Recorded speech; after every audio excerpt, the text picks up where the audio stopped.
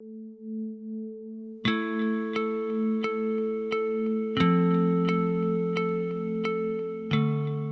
Excellency, President Cyril Ramaphosa, through his representative, Your Excellency, my brother, Dr. Zweli Mikize, Minister of Health, Your Excellency, Dr. Blade Nzimande, Minister of Higher Education, Your Excellency, Dr. Ibrahim Patel, Minister of Economic Development, Your Excellency, Professor Sarah Anyang Agbo, African Union Commissioner for Human Resources, Science and Technology, Excellencies, dear colleagues and friends.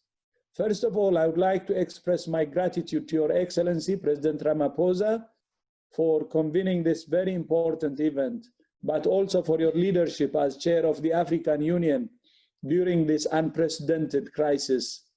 Regional solidarity is critical, and your efforts in developing the continental strategy and the coalition of business and political leaders have been very important. We know South Africa is now facing a serious challenge with community transmission and increasing numbers of deaths. I send my deep condolences over those you have lost. I send my admiration for your health workers who are working tirelessly to save lives. And I offer WHO's steadfast commitment to work with you to defeat the outbreak. It's important to remember that no matter the situation, too late. Many countries have demonstrated with determination and the right actions, transmission can be interrupted, lives can be saved. Since the beginning of the pandemic, science and innovation have been at the forefront of the response. At the beginning, we knew very little about the virus that caused COVID-19. We needed serious, accelerated science, and we needed it fast. The only way to do that was by working together. In its role as a global health convener and coordinator, WHO has worked with partners around the world to accelerate this critical research and innovations with unprecedented speed. Within days of learning of the first cases in China, we published extensive guidance on how to find, test, and treat cases and protect health workers. We also published the first protocol for testing for the virus and immediately started working with a manufacturer in Germany to produce tests and ship them to countries most in need. We convened hundreds of scientists to develop a roadmap for research in early February. We have brought together thousands of experts from all over the world in many disciplines to analyze the evolving evidence and distill it into guidance. Never before has WHO produced such a large volume of technical advice in such a short period. More than 4 million people have been enrolled in our training courses through the openwho.org online learning platform. It was clear that the only way we could take on this unprecedented global challenge was with unprecedented response, working together across institutions and borders for our collective future. That's why we have launched a series of innovative scientific and logistical collaborations under the theme of solidarity. Solidarity is our only way forward. In March, we launched the Solidarity Trial to quickly generate the robust data we need to know which therapeutics are the most effective. By enrolling patients in multiple countries, the Solidarity Trial aims to rapidly discover whether any of the drugs slow disease progression or improve survival. So far, more than 5,500 patients in more than 20 countries have joined the trial.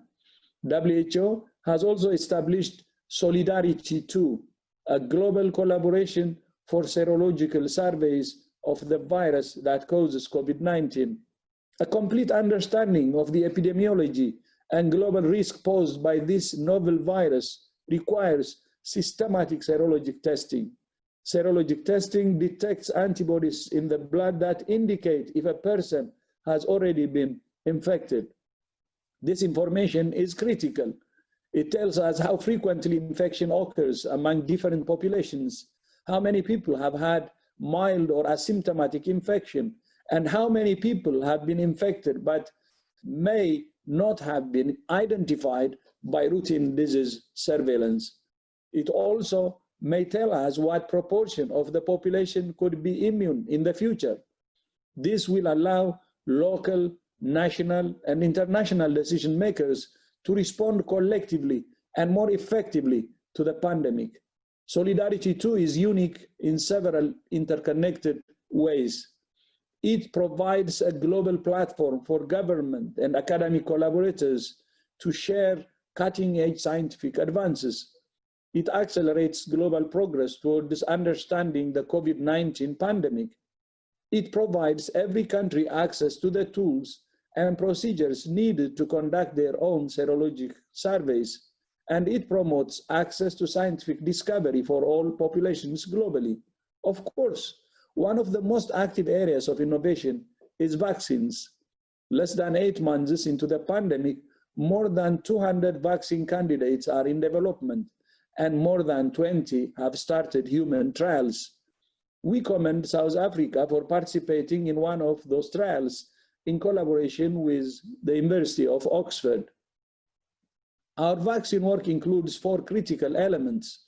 First, harnessing a broad global coalition to develop and evaluate candidate vaccine as quickly and safely as possible.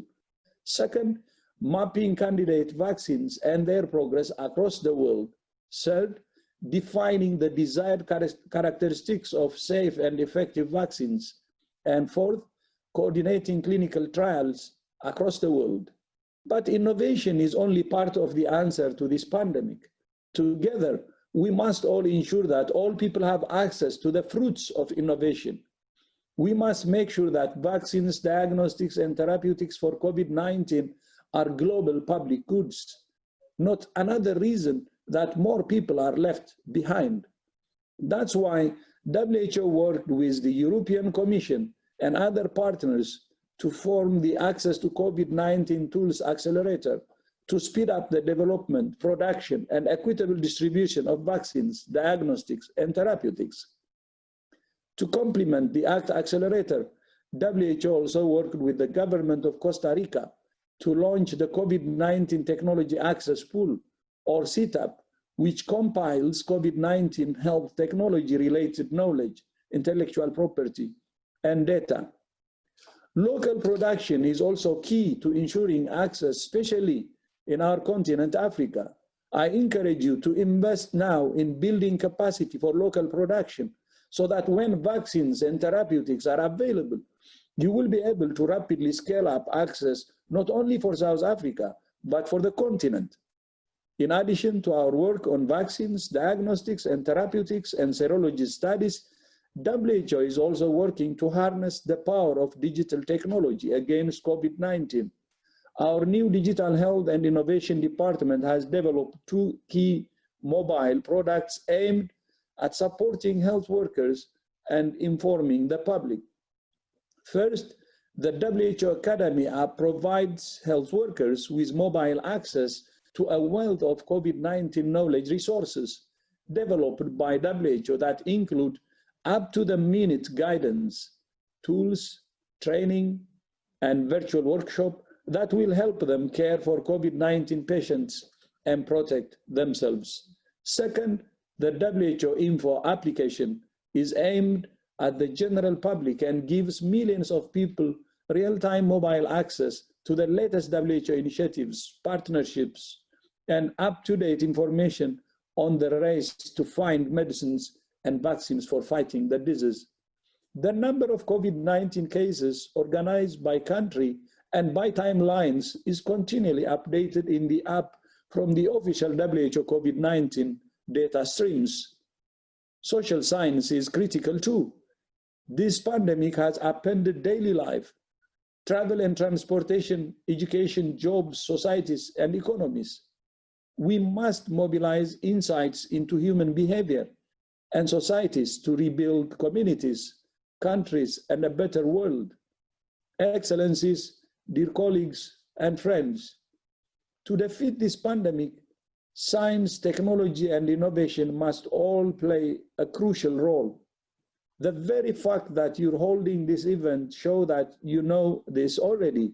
But there is one ingredient that's even more important than science, which is solidarity. Science, technology, and innovation are tools that can be used either to widen inequalities or to narrow them. WHO's commitment is to bring scientists, researchers, innovators, and nations together in a spirit of solidarity to ensure shared solutions to this shared challenge. Science is the most powerful when it benefits everyone. After all, we're one humanity. We share the same DNA, same planet, and the same hopes and dreams. We're all in this together, and we can only prevail together. I thank you.